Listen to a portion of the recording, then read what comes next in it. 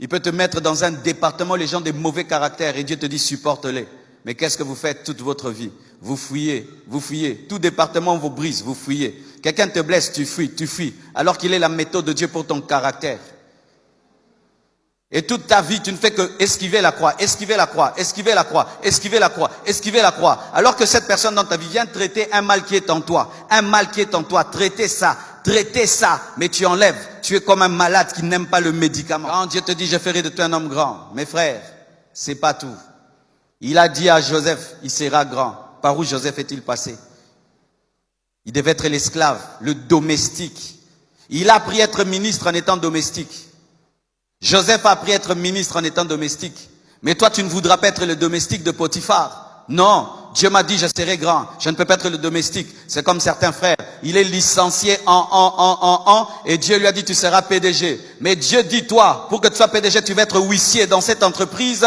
Et c'est alors que tu monteras. Jamais, vu mon diplôme, vu mon niveau. C'est pourquoi tu meurs, tu n'as rien fait. Prie comme tu veux. La prière ne remplace pas la croix. Jésus a prié au jardin de Gethsémane, mais n'a pas reçu le nom qui est élevé au-dessus de tout autre nom au jardin de Gethsémane. C'est à Golgotha, c'est à Golgotha, c'est à Golgotha. Je dis c'est à Golgotha. Ton problème c'est que tu penses que la prière va tout résoudre, alors que des fois il faut Golgotha.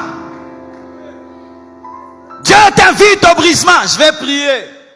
Dieu te dit, humilie-toi, je vais prier. Je suis en retraite pour mon caractère. Des fois on n'entre pas en retraite pour le caractère, on se soumet. On se soumet, c'est tout.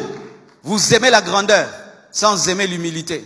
Vous aimez la grandeur sans aimer la bassesse. Vous aimez la grandeur sans aimer qu'on marche sur vous, qu'on vous écrase, qu'on vous méprise, qu'on vous diminue, qu'on vous ridiculise. Ça ne marche pas. Jésus était ridiculisé, Jésus était minimisé. On a arraché sa barbe. Il est mort nu, sans habit. Mais aujourd'hui, il porte quoi? Une robe qui brille et il a une ceinture d'or sur la poitrine. Mais toi, tu veux la ceinture d'or de Jésus, mais tu ne veux pas être nu sur une croix. Parce qu'il faut qu'on t'enlève les vêtements à la croix pour qu'on t'habille. Regardez Joseph.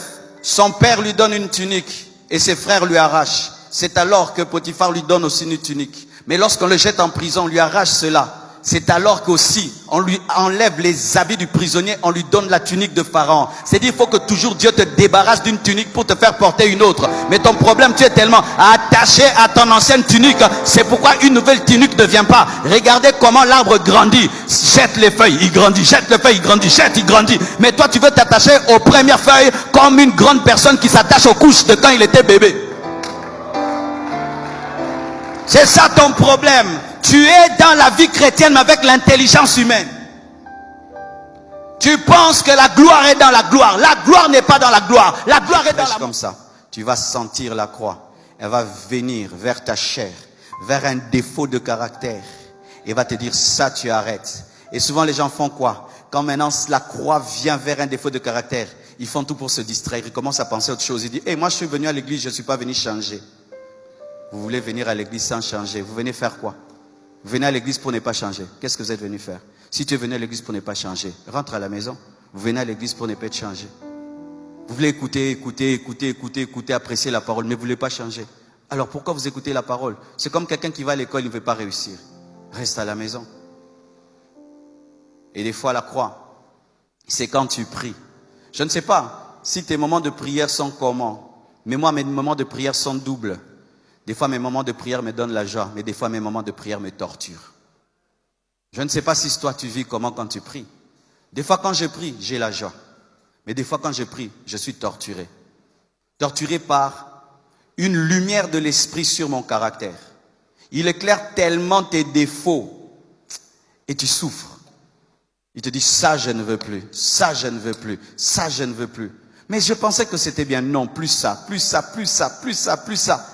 Et puis tu dis, ah, je suis venu seulement pour que tu me fasses des reproches. Je dis plus ça, plus ça, plus ça, plus ça. Et plus tu cèdes, plus il t'élève. Plus tu résistes, plus tu stagnes. Car dans le domaine de l'esprit, la vitesse est dans la mort. Moïse a voulu voir la gloire de Dieu. Dieu lui a dit, tu ne peux la voir. Mais quand il est mort, il a vu Jésus-Christ à la montagne de la transfiguration. Dieu l'a exaucé. Dans sa mort, il a vu la face. Mais dans sa vie, il n'a jamais pu voir. Car Dieu voulait enseigner que certaines choses, on ne peut le voir que si on meurt à soi-même. Vous voulez la gloire? Mourrez. La gloire tue les vivants. Mais la gloire ne fait rien aux morts. Pourquoi il a tant traité ton caractère pour t'élever?